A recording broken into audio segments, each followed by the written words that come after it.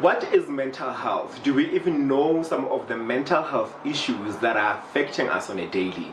But, deeper into that, do we understand what mental health issues, how they impact their key populations? To help us dissect this conversation, I'm joined by Sister Mapaseka Mabena for today's Clinical Monday as we look at mental health issues affecting key populations. Is it depression? Is it anxiety? Does the environment have an influence in our mental state? Well, let's answer all these questions and more just in a bit on Clinical Monday. Make sure that you join the conversation on all social media platforms. Welcome. Clinical Monday, the best way to begin a healthy week, live on Oran Pop's Facebook page, on X at N_health, on Instagram at Oran Pop N, also on YouTube at Oran Pop N. www.popn.org gets you the behind the scenes. Welcome to it. Happy Monday to you and yours. My name is Nkosi for Oran Pop in Chats, and today for yet another edition we are looking at mental health, especially mental health issues, looking at key populations. What is mental health? The day-to-day activities that we do. Do we even know that we are mentally challenged, so to speak? So to help us speak about this and more, she is no stranger to the platform. I'm having flashbacks. I remember the beginning, the first episode, guys. We are good 3 years later, and we are still here, still pushing. Yes. Their name is Mapaseka Mabena. She is the project coordinator out at Oran Pop in Eguruleni, and also she doubles every now and then in being a clinician, and that's why she's here. Sister Pasi, good morning. Thank you, V. Good morning. It's good to be here. Yes. Yet again. Again. 3 years later. 3 years. 3 years later, mark that. But thank you so much for your time.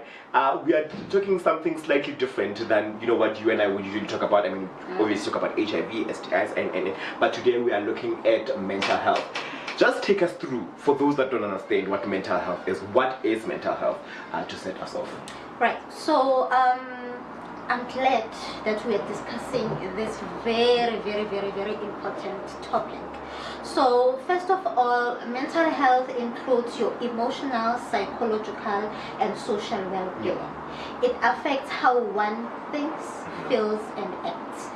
And again, if you look at it again, it also determines, how one interacts with others, how you make your healthy choices, how you bond with other people. So basically, mental health, it involves all of those three major aspects, which is your psychological, emotional, and social well-being. I got you. So it is possible that a person can have a healthy mental health, but also people can be have mental health issues. What are some of the signs and symptoms of mental health issues?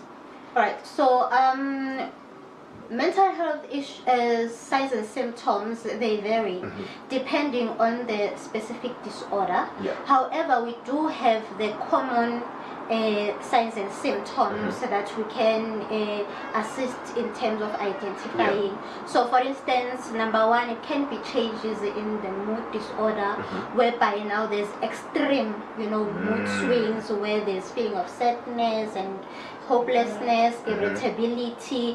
And remember, you must underline the term extreme, because we don't want to misdiagnose one. So extreme part is very important, because it happens that I'm allowed to be angry, and then a situation another comes and I'm happy. And then also another one, it is the changes in appetite, where there is a low or decreased appetite. You know that you are how you eat and all that, then suddenly there's changes. And then also again, the other common one, it is disturbed thoughts and perception, whereby one can experience hallucinations and delusions, which is something that you cannot also identify on your own. It needs a professional to be able to assist you in terms of identifying that.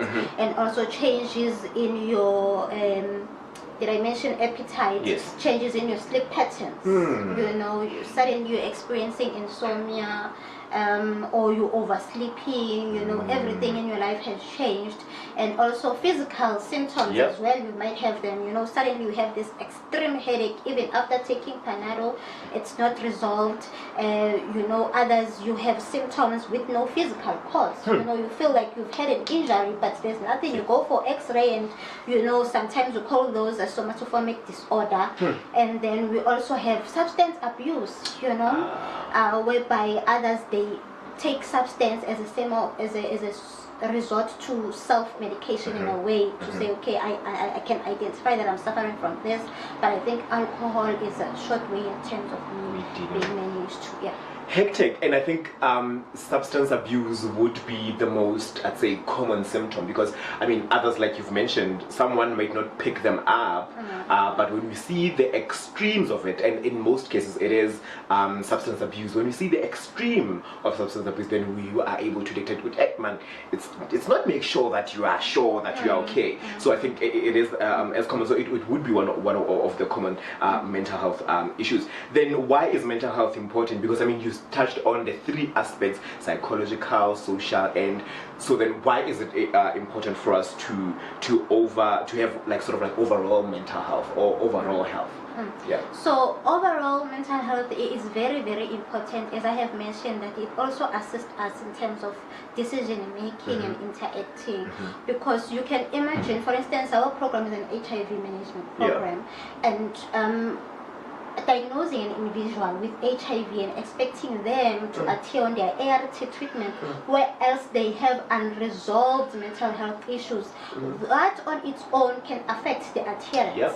And you know, the professional healthcare worker might not be aware of such. So it's very, very important that we look into such matters, you know, mental health screening and having those, you know, interventions, because you'll find that the person comes to you every month, you're giving them medication, and then you monitor the viral load, it doesn't speak to what is happening, you know, not noticing that we are missing the mental health aspect of it. And it's quite important that, you know, we need to know, and I'm glad you are touching on what the program does, you know, as HIV management, but also the kind of people that the program serves, key population. So generally, you know, the perception is key populations are, you know, suffering from you know, challenges that might also lead to them being mental health issues, and you know, the sort of like the idea is, you know, we just treat HIV, but we don't look at beyond, you know, what you're saying, Uti. It might affect their adherence if they are mental health or they are challenged mentally.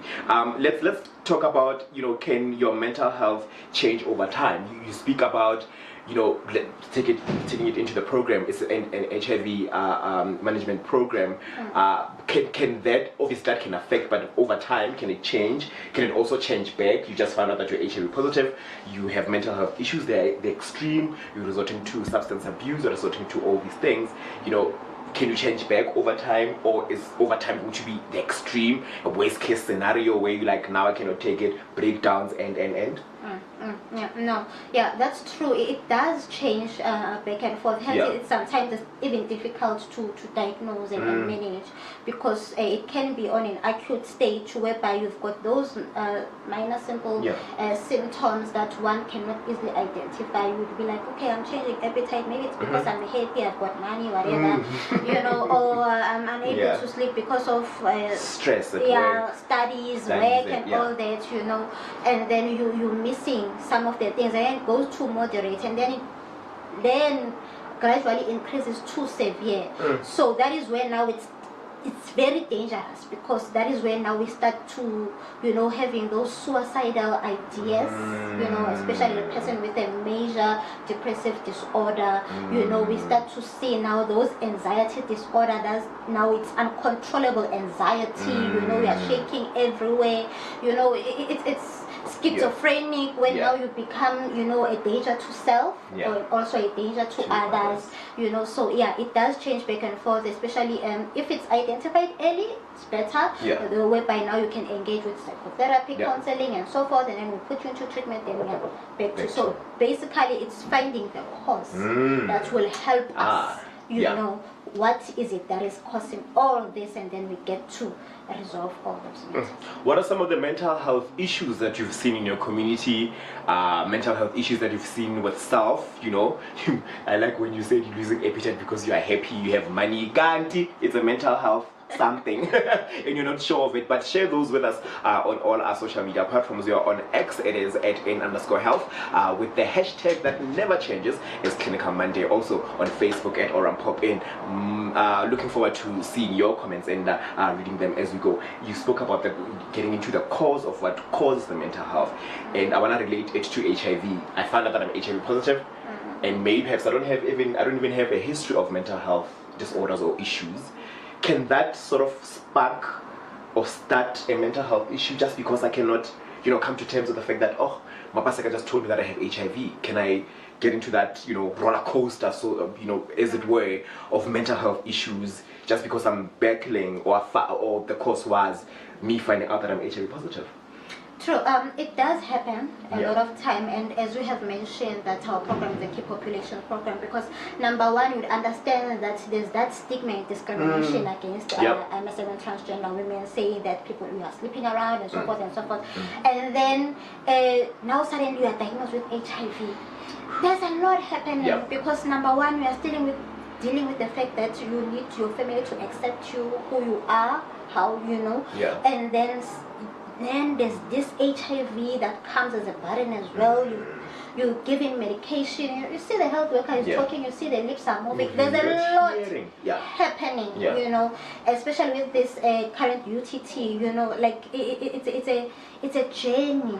And sometimes HIV can trigger all of those things because one has got to deal with a lot. Now you think about, you need to disclose to your partner, to your family, how you go about that, and it's difficult if you don't have that one person who will take you through the process and who has been there as well. It's very important. That is why I also emphasize the importance of peer-to-peer counseling, because it's better to be counseled by someone who has been there, also being professionally trained as well to assist you. I got you. So it definitely can. Let's talk. You touched on disorders like your anxieties, depression, schizophrenic, and my question was going to be, can mental health issues lead to other disorders? So perhaps maybe let's say in the beginning I was just like I'm just anxious naturally as a person. Gandhi is a mental health issue. Can it lead to me having now depression, or now I'm to the extremes? I have sort of graduated from just it being something simple, something manageable if it was detected early, to now being the most extremist of disorders. It does definitely go there, especially if left unattended.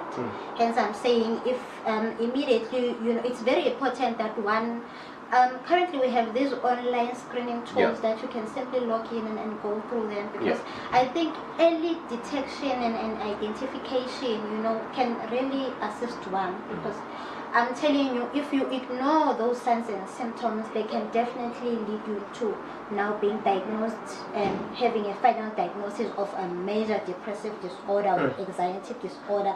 That will also depend on treatment, and we don't want that. Our aim is to ensure that we reduce hospitalization. I think prevention is better than cure, and early identification can definitely assist one in terms of. I got you. Then let's talk about the mental health services. What kind are they? Are they out there? You're touching on Pop-In being a HIV managing program. Obviously that speaks to a lot with HIV, but what are some of the services that are out there for people who are dealing with mental health issues? Are they easily accessible? Are they out there on our fingertips? Take us through. Right, so number one, we've got an intervention which is psychotherapy, whereby you can get counseling by a professional trained counselor. So most of the time you find those online and so forth, but however, as Keep Hope's program, we do have peers that have been trained and who can provide that to our peers. And then also again, you can also go to the nearest facility. There's mental health screening there where you can be screened, and then according to the results, then you can be referred to the psychiatrist or the psychologist, which will determine whether you need to be put on medication or counseling therapy sessions would assist you. And also again, when now in severe cases, that is when can lead to hospitalization, whereby it's either you get yourself admitted or get an assisted admission, because our Mental Health Care Act covers all those to say we have assisted and unassisted and what is the process of all those things. And also again, as I have mentioned, peer counseling as well is available out there for people to I got you. How can we overcome it? So I'm sitting at home and watching this episode, I'm like, oh, Mapaseka is talking to me or talking at me because I'm sort of presenting with these, say, mental health issues, and they are still at a acute stage. So how can one overcome these mental health issues sort of episodes before they get to a point where now it's hospitalization or it's worse? So I think it's very important, especially now with the internet and the technology that is available. It's very important that one does their own research, so that you can have that knowledge. You know by the time you go to the professional healthcare worker, you know where to start, what questions to ask, and it also will guide the healthcare professional to say, okay, if he came to me and then is saying he's experiencing this, let us go through what can be the possible cause and so forth, and then we get to come up with the final diagnosis and assist you further. Most definitely. So definitely go out there. Their services are out and available for you if you feel like you are dealing with one mental health issue to another, and make sure that you get yourself in check. Well, Sister Mapaseka, thank you so much for your time. I really appreciate it, and thank you so much for giving us the insight when it comes to all things mental health. Thank you. Alrighty, with that said, that has been yet another amazing edition of Clinical Monday. We're going to catch you on the next one as we look at yet another clinical topic. Make sure that you follow us on all social media platforms. On X, it is at @in_health, and make sure that you pop in at your nearest pop insights. Staff is friendly, the space is safe, you leave with treats, all sorts of treats that you can think of. Make sure that you pop in there, and until then, happy streaming. Bye. So the takeaway is, yes, we are dealing with mental health issues, and sometimes they might be acute or little manageable, simple, but sometimes they can graduate into being now you need to be hospitalized, and there can be disorders, depression, anxiety and all. Seek help as soon as you realize that there's something wrong. Even if you are losing appetite and you're thinking, I'm just happy, I want to lose that, but make sure that you get the help that you need. Help is always available, and make sure that you pop in. And that has been yet another exciting episode of Clinical Monday, where we look at mental health in Cape Town. Gonna see you on the next one.